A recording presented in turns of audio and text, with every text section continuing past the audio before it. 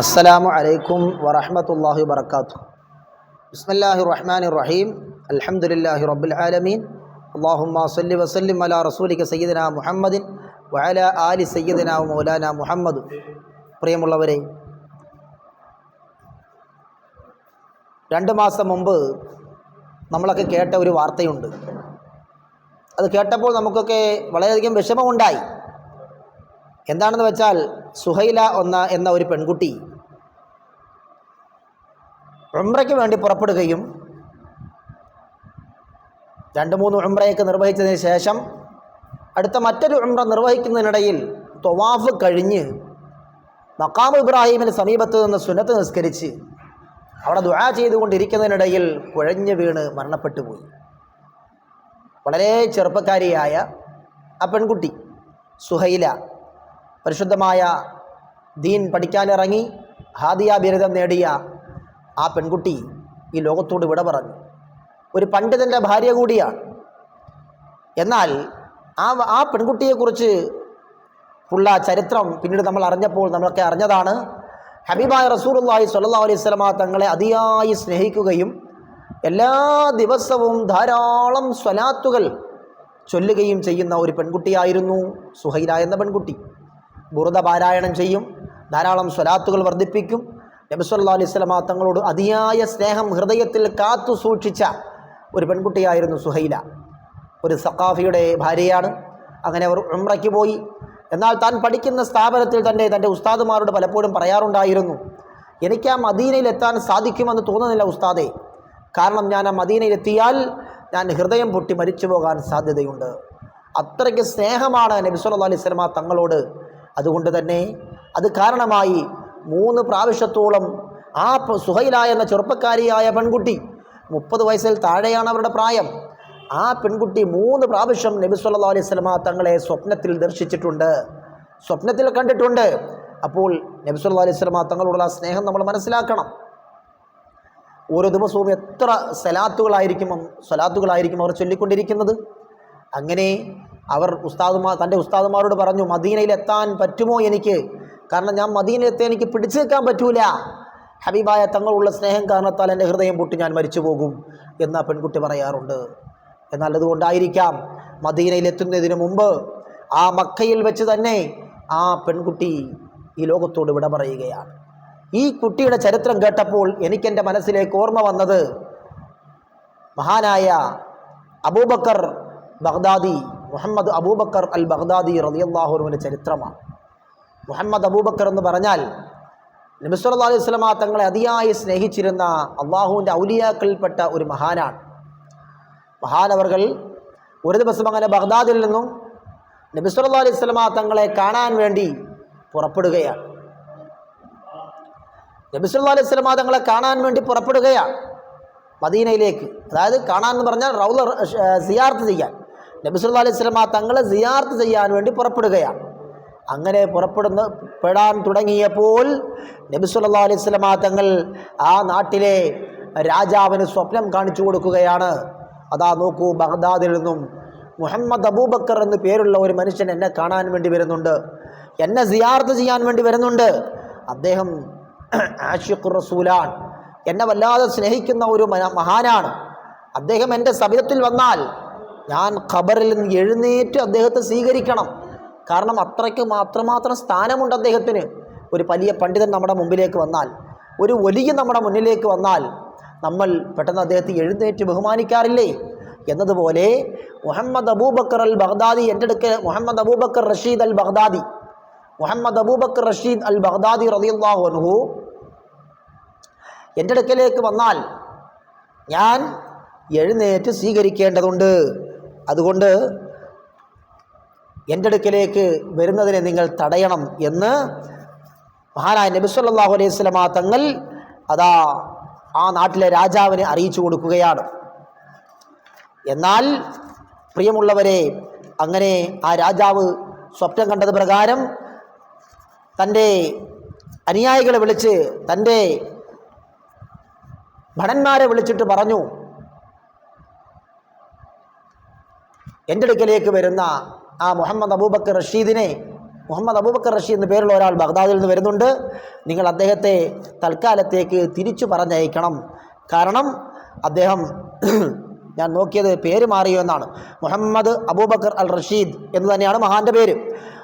ബഗ്ദാദിലാണ് മഹാനവറുകൾ താമസിച്ചിരുന്നത്.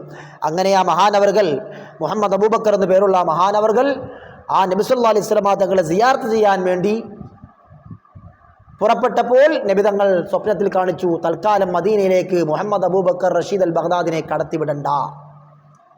കാരണം അദ്ദേഹം ഇവിടേക്ക് വന്നാൽ ഞാൻ എഴുന്നേറ്റ് അദ്ദേഹത്തെ ബഹുമാനിക്കണം.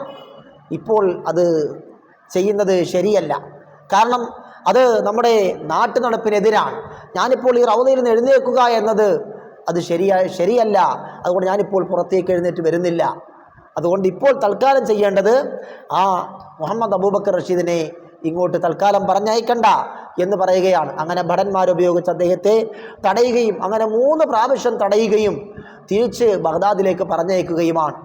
എന്നാൽ അദ്ദേഹം വീണ്ടും വീണ്ടും ഇങ്ങനെ ഭടന്മാർ ഈ രാജാവിൻ്റെ അനുയായികൾ തടയുന്നത് കണ്ടപ്പോൾ പുതിയൊരു അടവ് പ്രയോഗിക്കുകയാണ്.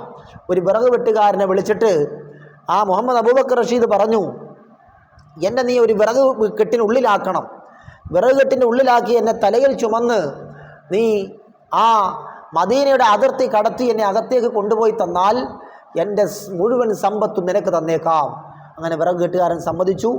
അങ്ങനെ മദീനയുടെ കുറച്ച് ഇപ്പുറത്ത് വെച്ച് വിറക് കെട്ടിൻ്റെ ഉള്ളിലാക്കി, ബഗ്ദാദിൽ വെച്ച് തന്നെ വിറക് കെട്ടിനകത്താക്കി ഇങ്ങനെ ചുമന്നു കൊണ്ടുവന്ന് ആ മദീനയുടെ അതിർത്തി കടത്തിവിടാൻ വേണ്ടി ശ്രമിക്കുകയാണ്. വിറകെട്ടിനുള്ളിൽ വെച്ച് ചുമന്നു കൊണ്ടുവന്ന് മദീനയുടെ അതിർത്തി കടന്ന് അകത്തേക്ക് പോകാൻ ശ്രമിച്ചു. ഓരോ പ്രാവശ്യം വരുമ്പോഴും നബി സല്ലല്ലാഹു അലൈഹി വസല്ലം തങ്ങൾ സ്വപ്നത്തിൽ കാണിച്ചു കൊടുക്കുന്നുണ്ട്. അതനുസരിച്ച് അവിടെ പടന്മാർ കാത്തു നിൽക്കുകയാണ്. അങ്ങനെ ആ വിറകെട്ടിനുള്ളിൽ വെച്ച് കൊണ്ടുവന്ന ആ വിറക് വെട്ടുകാരൻ ഈ മുഹമ്മദ് അബൂബക്കർ റഷീദിനെ ഭടന്മാർക്ക് പിടികൊടുക്കാതെ അകത്തേക്ക് കടത്തിക്കൊണ്ടുപോയി. എന്നാൽ ഈ ഭടന്മാരുടെ അടുക്കൽ നിന്നും രക്ഷപ്പെട്ടു എന്ന് മനസ്സിലാക്കിയ മുഹമ്മദ് അബൂബക്കർ റഷീദ് റളിയല്ലാഹു അൻഹു ആ വിറകെട്ടിൻ്റെ ഉള്ളിൽ നിന്നുകൊണ്ട് ഉറക്കെ സ്വലാത്തു ചൊല്ലാൻ തുടങ്ങി. ആ സൗണ്ട് എവിടെ നിന്നാണ് ഒരു സൗണ്ട് വരുന്നത് എന്ന് ഭടന്മാർ നോക്കിയപ്പോൾ ആ വിറകെട്ടിൻ്റെ ഉള്ളിൽ നിന്നാണ് മനസ്സിലാക്കി. ആ മനുഷ്യനോട് വിറകെട്ട് താഴ്ത്തി വെക്കാനും അത് അഴിച്ചു നോക്കിയപ്പോൾ മുഹമ്മദ് അബൂബക്കർ റഷീദ് റളിയല്ലാഹു അൻഹുവിനെ കാണുകയാണ്. വീണ്ടും അവർ ഇണക്കി കാര്യങ്ങൾ പറഞ്ഞ് മനസ്സിലാക്കി തിരിച്ച് പറഞ്ഞയക്കുകയാണ്.